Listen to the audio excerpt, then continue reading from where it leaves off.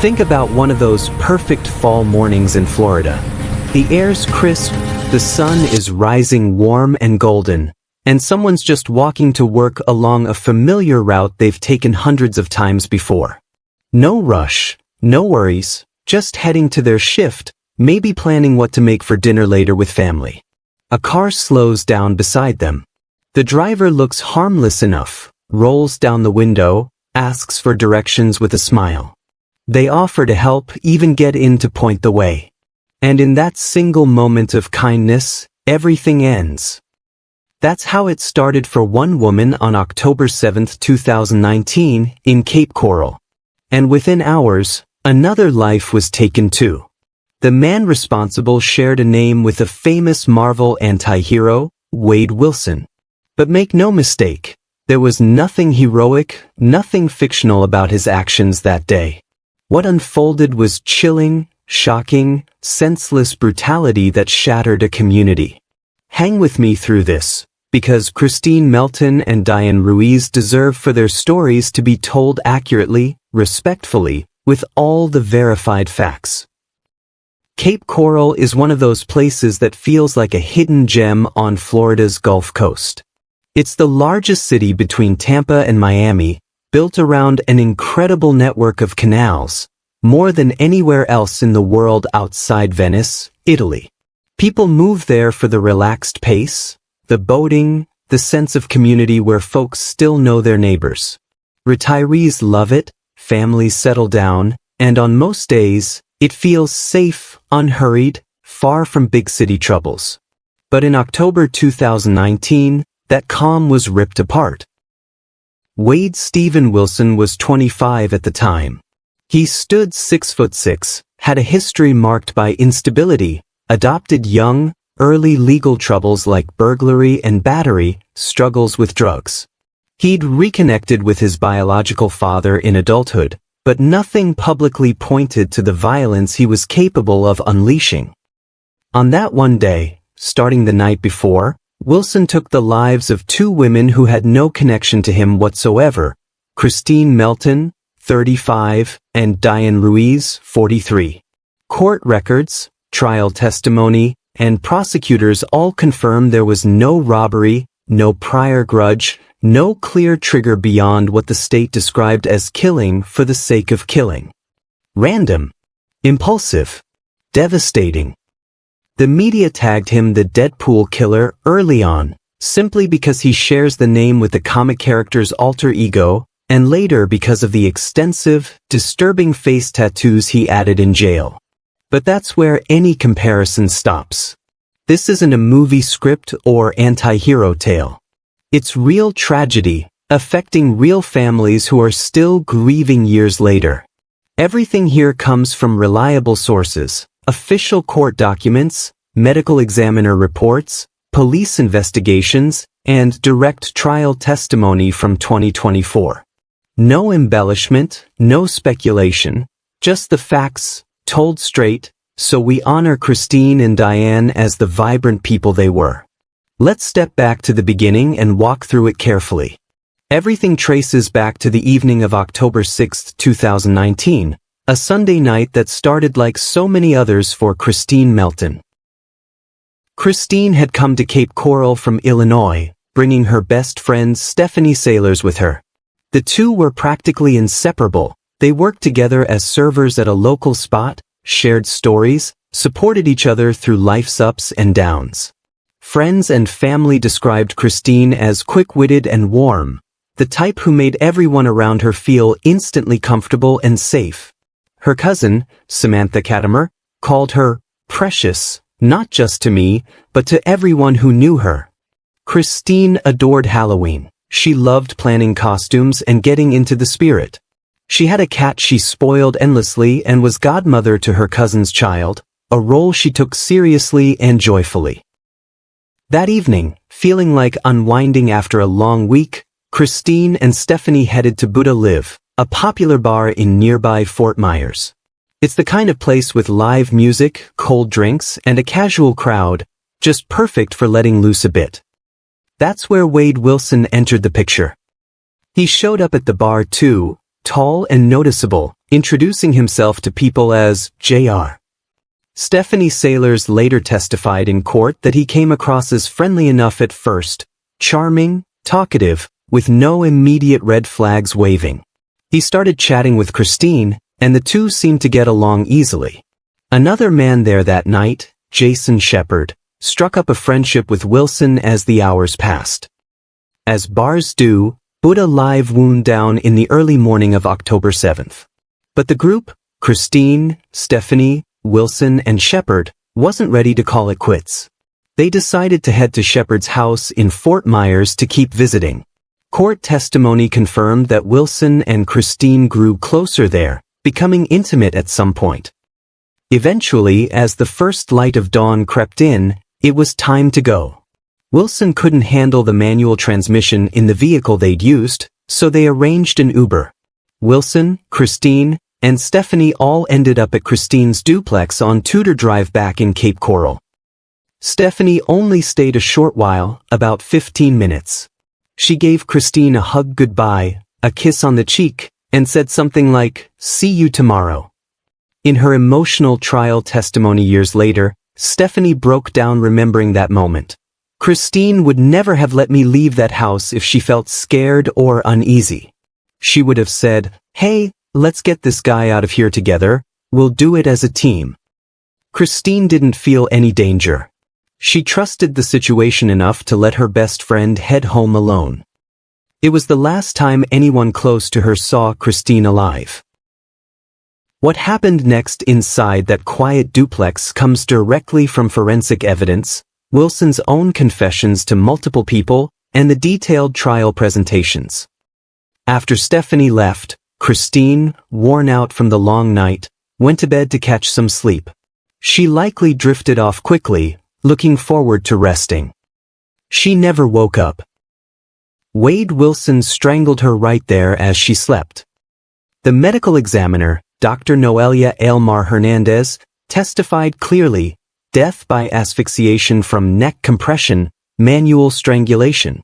The autopsy painted a grim picture of violence, her face blackened and bruised, defensive injuries showing her body had instinctively resisted even in sleep.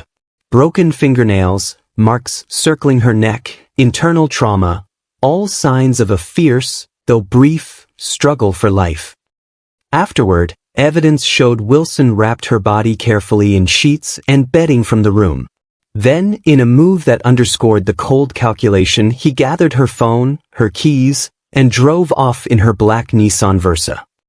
By now, it was early morning, somewhere around 7 or 8 a.m. The streets of Cape Coral were starting to come alive. Coffee brewing, people commuting, another ordinary Monday beginning. And Wilson was cruising around in a vehicle belonging to a woman he'd just killed. The day was far from over for him. Around 9:30 that same morning, Wilson pulled up at Mateo Graphics, a small business in Fort Myers. Joshua Lukich, someone Wilson knew casually, was working there. Lukich took the stand later and described Wilson's appearance as alarming. Shirtless, barefoot in sweatpants, covered in blood, even missing a few teeth. Wilson urgently asked for cash, anything to buy a plane or bus ticket out of town fast. Then came words that chilled Lukich. According to his testimony, Wilson admitted he'd killed people and mentioned rolling someone up in bedding or a carpet. Lukich froze, unsure if it was serious or some erratic rant. But Wilson didn't stick around for questions. He drove off in that black Nissan. His next stop brought more violence. He headed to the Fort Myers apartment of Melissa Montanus, his on-again, off-again girlfriend at the time. Melissa was petite, barely 5'2", dwarfed by Wilson's height. She testified vividly about what happened when he arrived. Immediate rage. Name-calling, punches, slaps, choking, dragging her around. She described looking into his eyes and seeing something terrifying, dark serial killer eyes, she called them. Empty. No reasoning possible.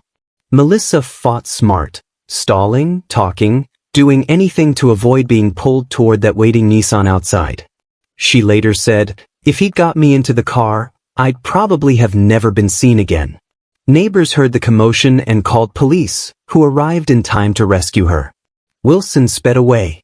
He was now wanted for battery, but at that point, authorities had no idea about the murder back in Cape Coral. By late morning, Wilson was circling back into Cape Coral, still behind the wheel of Kristine's stolen car.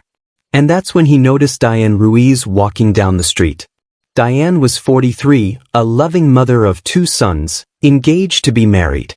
She bartended at the Moose Lodge on Santa Barbara Boulevard, a job she'd held faithfully for 5 years, never once missing a shift. Co-workers remembered her as the absolute heart of the place, protective of everyone, with a big, infectious laugh that carried across the room. She looked out for people, had their backs, made the lodge feel like home. That Monday, Diane was simply walking to her 10 a.m. shift. Her son, Zane Romero, testified about seeing her the evening before. She'd asked him to whip up chicken wings for when she got home. It was supposed to be routine. Work, come back, family time. Wilson pulled the black Nissan alongside her, rolled down the window, asked for directions to a nearby school, acting lost and needing help. Diane, true to her helpful nature, got into the car to guide him. From Wilson's confessions to his father and matching forensic details, the attack came fast inside the vehicle, beating, strangling. When she managed to get out or was pushed, she wasn't dead yet. Wilson knew.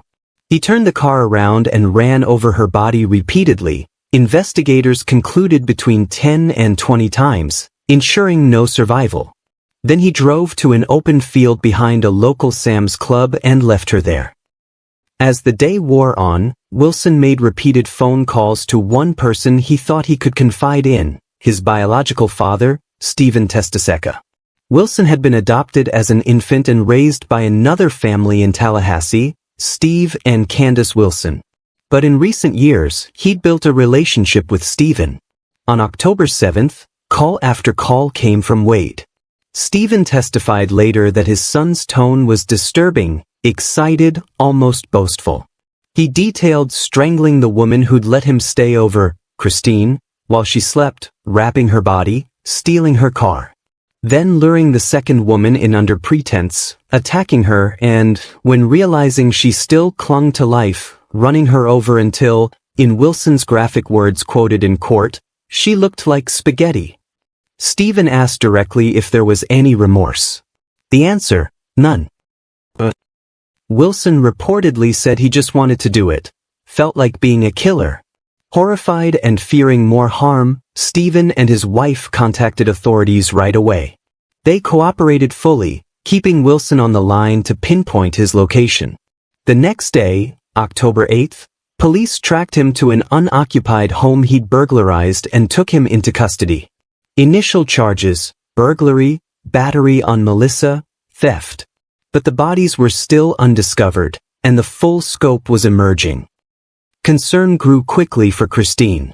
When friends and family couldn't reach her on October 7th, they went to the duplex. What they found was heartbreaking. Her body wrapped in bedding, clear evidence of struggle scattered in the room. Diane remained missing longer. Her fiancé, Scott Hannon, finished work to dozens of frantic missed calls and messages. Panic set in. He knew something terrible had happened. Search efforts spread across Cape Coral. On October 10th, 3 full days after the attack, Sergeant Justin Durasso spotted a lone vulture circling persistently over a field east of their search area, behind the Sam's Club. Vultures don't circle without reason. It led straight to Diane's remains. The condition, forensic reports and testimony confirmed, matched Wilson's chilling description. Extensive trauma from being run over multiple times, rendering identification difficult. The case built meticulously from there. Cape Coral Police Chief Anthony Newlin addressed the public, explaining the deliberate pace, rushing risked missing evidence, and a solid prosecution mattered most for justice. DNA was overwhelming. A former FDLE analyst testified the odds of it belonging to anyone else besides Wilson were 1 in 700 billion. Neighbor surveillance captured movements. Cell tower data placed him precisely. And crucially, his own words, to Joshua Lukic, to Melissa Montanez, to detectives, and most damningly to his father. When formally interviewed post-arrest, Wilson told officers he was fully willing to do it again. November 19, 2019, formal indictment on 2 counts of first-degree murder, plus battery, grand theft auto, burglary, petty theft. The road to trial stretched nearly 5 years, delays common in capital cases. Wilson stayed in Lee County Jail, and over that time, his appearance shifted dramatically. Arrested in 2019 with mostly neck tattoos, by trial he had inked his entire face. Swastikas, Joker-style markings, other symbols. Defense attorneys requested makeup to cover them, citing potential jury bias. The judge allowed it, though traces remained visible. Jury selection kicked off June 1, 2024. Trial proper began June 10. For 2 weeks, the courtroom heard unflinching details. Prosecutors Andreas Gardiner and Sarah Miller presented a clear portrait, a remorseless man who killed randomly, acts they called shockingly evil and vile. The defense, Lee Hollander and Kevin Shirley, conceded involvement. The evidence was ironclad. Instead, they argued mitigation. Heavy drug use that day, childhood trauma possibly causing brain impairment, mental illness. A neurologist testified to scans suggesting damage. A psychiatrist diagnosed chronic, severe psychotic disorder. The state rebutted with their experts. Documented substance abuse better explained the behavior. No excuse for the cruelty. Witnesses drove the reality home. Stephanie Sailors wept recounting her final hug with Kristine. Diane's son and fiancé shared the permanent voids left behind. Melissa Montanez relived those empty, terrifying eyes. And Stephen Testaseca, forced to testify against his own son, repeated the proud confessions, no hint of regret, just motive boiled down to, "I just wanted to do it." Wilson sat through it all, largely emotionless. One juror later described occasional locked-eye stares as unforgettable, things you can never unsee. June 12, 2024. After roughly 2 hours deliberating, guilty verdicts on all counts. No visible reaction from Wilson. Penalty phase followed. Florida requires at least 8 jurors for a death recommendation. They delivered, 9-3 for Kristine's murder, 10-2 for Diane's. A Spencer hearing allowed final arguments before sentencing. Defense pushed more on brain scans and illness. Prosecution emphasized the heinous, cruel nature, especially the cold premeditation in Diane's prolonged suffering. August 27, 2024. Judge Nicholas Thompson imposed death sentences for both murders. He echoed the evidence, heinous, atrocious, cruel overall, cold, calculated for the second. Wilson offered a chance to speak, "Not today," with a slight grin. "Later when I come back." The case drew intense, often bizarre attention. Wilson's name, tattoos, looks spawning online fan groups. Letters poured in, photos, even fundraisers topping tens of thousands by late 2024. Judge Thompson reportedly received worldwide pleas for mercy. But for the victims' families, justice feels incomplete. Kristine's cousin spoke of dreams stolen, like motherhood, a role Kristine was born for. Diane's son grows up without her guidance, her fiancé without his future wife, co-workers without their joyful center. As of January 2026, Wade Wilson remains on death row at Union Correctional Institution in Rayford, Florida. His direct appeal is active with the Florida Supreme Court, oral arguments scheduled for February 2026. The process continues, no execution date set. Courtrooms delivered accountability. Yet nothing restores what was lost on that October day. Kristine Melton spent her last evening laughing with her best friend, feeling safe enough to welcome the night. Diane Ruiz walked to work with purpose, helping a stranger because that's who she was. Kind, reliable, full of life. Neither could foresee how a random encounter would steal everything. Futures, family moments, simple joys. Stories like theirs remind us painfully how fragile ordinary days are. They teach us to hold loved ones tighter, to value trust and community, and to never forget victims as full human beings, daughters, mothers, friends whose lights burned bright. We tell these truths to honor them, to learn, to prevent where we can. If this story touched you or made you reflect, please share your thoughts respectfully in the comment section, like, and subscribe for more carefully researched true crime stories. Thank you for watching. Take care out there, cherish today.